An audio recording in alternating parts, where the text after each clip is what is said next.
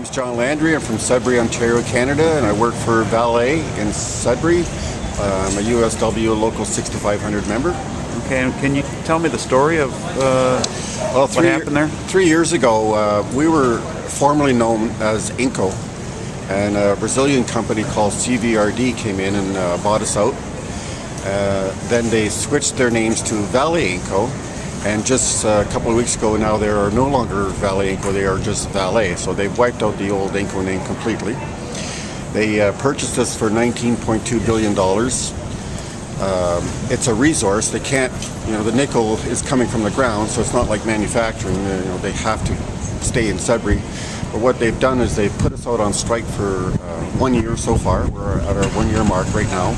They're taking away 11 major concessions from us, pensions, a nickel bonus, contracting out, the grievance procedure is being changed, literally taking our rights away as members, the steelworkers. So they've now, last September, 3 months into the strike, they brought in scabs. And they have roughly about 1,500 scabs doing our jobs right now. They're actually manufacturing nickel right now, processing nickel. And basically the government is letting them do it. In Canada and Ontario, we don't have anti-scab law. We did in 1994, but the Conservatives came in and took it away from us. So there's no protection. And even the courts today, they've limited us to 8 picketers per picket line. We can secondary picket as many people as we want, but it's really not as effective. So our hands are tied. Basically, the courts are telling us, deal with the issues and don't do anything wrong because they're going to be held in contempt. And as of last week, 8 of us are held in contempt for putting more than 8 people on a picket line. And there's a lot of you're being personally persecuted, right? Yes, as an activist, and I'm a coordinator for one of the plants. I'm named on several lawsuits, $25 million, $19 million, $1.2 million, and a personal lawsuit of $120,000 for loss of production. And then just recently in March, I was terminated for swearing at one of the plant safety people. So I have a battle. I have 36 years service with Vale, and I have no intention of taking my pension until I see a contract signed.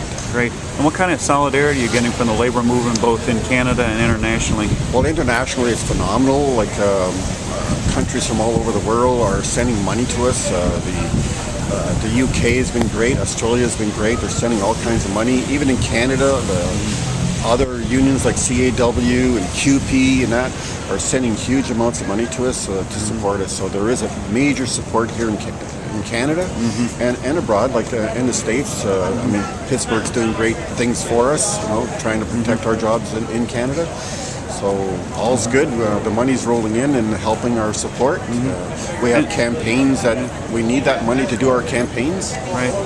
And it's happening.